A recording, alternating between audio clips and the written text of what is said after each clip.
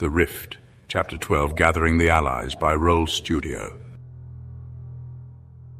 The screen opens with tense yet focused music as Alex steps to the side, his eyes scanning the group of survivors. Everyone stands on edge, their faces reflecting exhaustion, determination, and curiosity. Alex takes a deep breath, steadying his nerves. He knows that if they're going to survive, they must work together, leveraging every skill and strength they possess. The group stands in a loose circle, the tension of introductions giving way to anticipation. Alex steps aside, casting a long breath. His mind races, but he collects himself. All right, everyone, we've shared our names, but now I need to know what you can do. This isn't just about survival, it's about how well we complement each other as a team. I'll assess your strengths and then give each of you something that matches those skills, something powerful, Alex said. He pauses, glancing over the group, noting their stances and expressions. The tension in the room is palpable. Alex raises his hand, casting a spell. Suddenly, a glowing inventory box materializes in midair with a faint hum. Weapons, artifacts, and magical items shimmer within the ethereal interface. The group stares in stunned silence, wide-eyed, as if witnessing something otherworldly. The disbelief hangs in the air until Victor Klein, an opportunistic businessman, steps forward with a greedy grin. Grinning, his eyes alight with a mix of curiosity and greed. How did you do that? Some kind of advanced tech? What's the trigger? Klein asked. Give it to me, I'll buy it off you. Name your price. He leans forward, his hand rubbing together as if he's already made the deal in his mind. There's an eager, unsettling gleam in his eyes that betrays how deeply he wants what Alex has just demonstrated. Klein's lips twist into a smile, half sincere, half predatory. Listen, this isn't just some party trick. We're talking about a game changer here. Alex, a revolution. Think about it. Instant inventory management, limitless storage, no more supply chain issues. And in times like these, chaos like this presents opportunities for people with vision. I can make this bigger than anything you've ever imagined. He gestures animatedly, his greed visibly feeding his excitement as fantasies of market control swirl in his mind.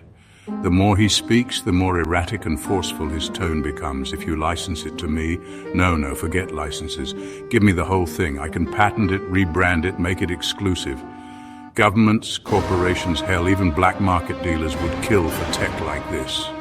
I'll make us both filthy rich. All you have to do is hand it over, Victor said. He inches closer, his voice dropping to a low, conspiratorial murmur. His hand raises as if he's about to place it on Alex's shoulder, but the intensity in his gaze makes the gesture feel more like a veiled threat than reassurance. His charming facade cracks slightly, giving way to something colder. And if you won't sell it, Victor's grin fades, replaced by a look of icy calculation. Then I can persuade you. There's a dark shift in his tone, a subtle undercurrent of menace.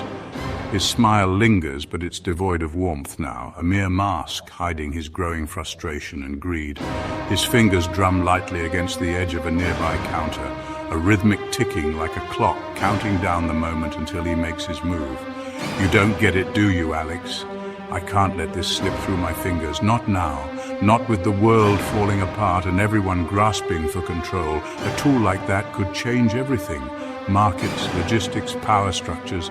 You can't imagine the fortune waiting at the other end of this, or the kind of people who'd pay to make sure they're the only ones who have it. His desperation slips through, masked by a thin layer of charm. His eyes dart toward the others in the room for a brief second, almost dismissing them as inconsequential, and then lock back onto Alex as if only he matters in this moment. He takes a step forward, invading Alex's personal space with the practiced ease of someone used to intimidating others into compliance. This world is full of vultures. If you don't sell it to me, someone else will force it out of you. And trust me, Alex. His voice drops into a dangerous whisper. You don't want to see what happens when someone else decides to take it by force. Victor said, grinning. There's a tense silence between them, the air thick with unspoken threats. Klein's hand hovers by his side, fingers twitching slightly, as if he's considering whether to resort to something more drastic. His greed, now laced with fear of missing out, gnaws at his composure. He takes another step, closing the gap until he's uncomfortably close, almost daring Alex to refuse him. Don't make this difficult. Just hand it over. We can make this simple, clean. You get rich, I get control, and no one else even knows about it. What do you say? His grin returns, but this time it's razor sharp. Less a friendly offer and more a final warning before things turn ugly. Klein's eyes gleam with hunger as he waits for Alex's answer. A man on the edge of obsession who won't take no for an answer. Alex remains silent, his eyes narrowing as he glares at Klein. The air feels heavy with tension, the others watching closely to see how Alex will respond to Klein's growing aggression.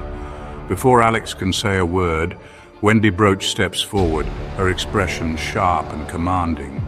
The calm but firm weight of her presence cuts through the moment like a knife.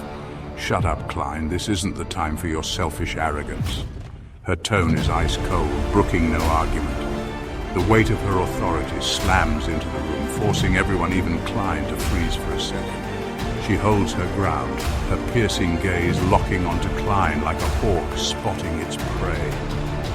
Klein's face twists with rage, the polite mask of business charm shattering instantly. His features contort into something ugly, his mouth curling and veins bulging along his neck as his fury boils over. Selfish? You think I'm selfish? You've been blind from the start, Wendy. This world doesn't care about playing nice, it's about power. And right now I'm the only one smart enough to see the real potential here. He takes a step toward her, his fists trembling with barely contained frustration. And then, as if the floodgates have burst, his rage overwhelms him. You're going to regret this. Before he can finish, he swings his arm up, fist clenching with violent intent. It's a reflex, a man cornered, driven mad by greed and denial. He raises his hand as if to strike Wendy, but before the blow can even land, Simon Charles Wharton moves like a coiled viper, quick and precise. In one fluid motion, the veteran Marine sweeps Klein's legs out from under him and slams him hard into the ground with a bone-jarring thud. The impact sends a shock through the room, Klein gasping as the air is knocked out of his lungs.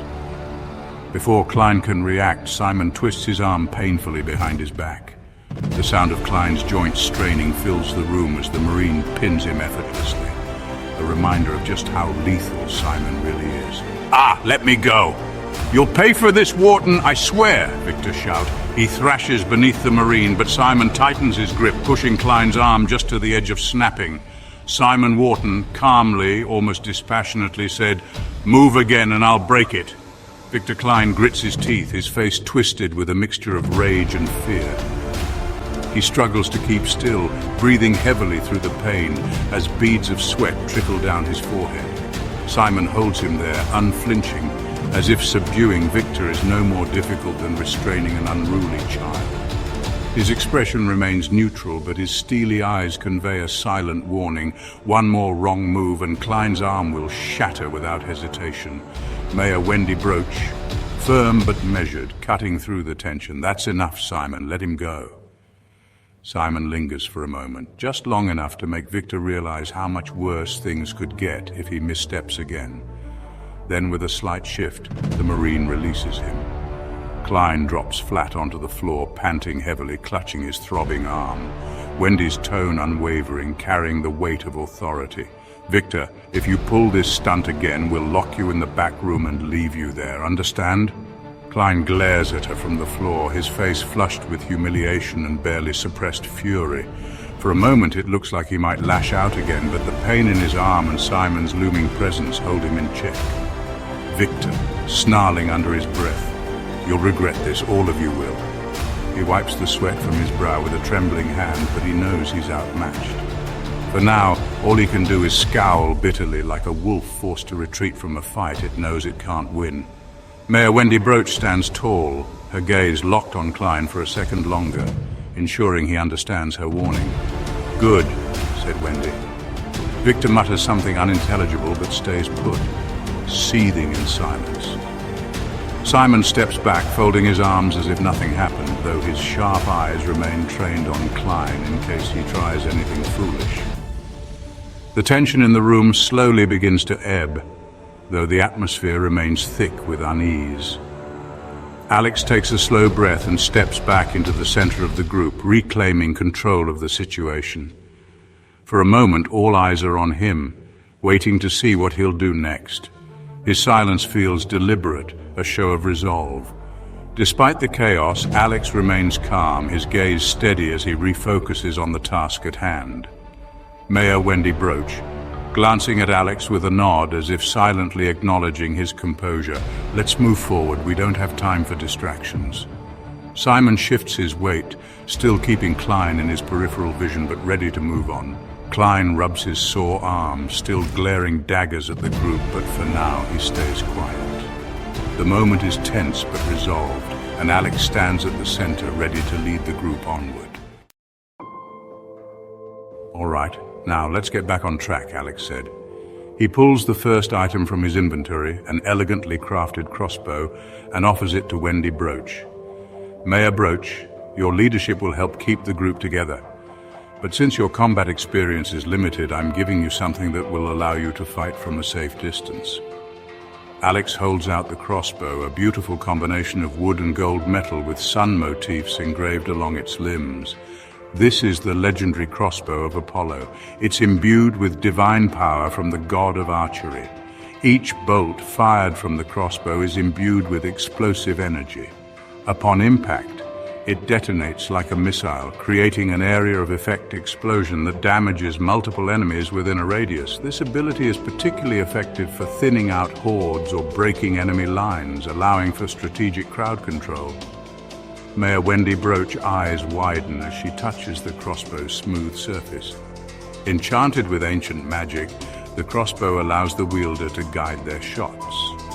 Once aimed, the bolts can curve slightly to track and hit their targets, even if the enemy attempts to dodge. This ability greatly enhances accuracy in chaotic battle situations, ensuring that the wielder's shots find their mark. When the wielder faces imminent danger, they can activate this ability to unleash a surge of energy. This triggers the release of a single, immensely powerful bolt that deals critical damage to a target. Charged with divine wrath, this bolt is guaranteed to hit even the most elusive foes, making it a perfect last resort strike. In desperate moments, the crossbow can summon a storm of radiant arrows from the sky, bombarding a designated area with celestial energy. Each arrow that strikes deals substantial damage, creating a field of radiant destruction that persists, inflicting damage on any enemies that enter the area. Think of it as your way of keeping everyone safe, even from a distance. Mayor Wendy Broach takes the crossbow, nodding her thanks. I'll make sure I'm ready when the time comes.